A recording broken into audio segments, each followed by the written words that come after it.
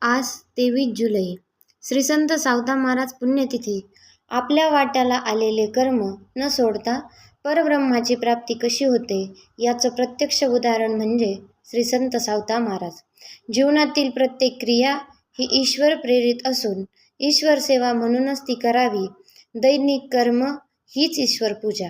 भीक मागून खाणे हा जीवनाला लागलेला कलंकच. महाराज म्हणतात, समयासी सादर व्हावे, देव ठेवील तैसे राहावे. जीवनामध्ये कधी पंचपक्वान्नाचं भोजन मिळेल, नाहीतर कधी काहीच नाही.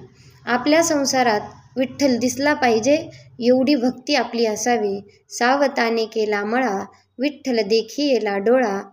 सावता महाराजांनी या समाजाची जगाची सेवा करता करता 1217 आषाढ वद्य चतुर्दशीच्या दिवशी आपला देह भगवंताशी समर्पित केला. सावता पांडुरंग स्वरूपी मिनला, देह समर्पिला ज्याचा त्यासी. रामकृष्ण हरी.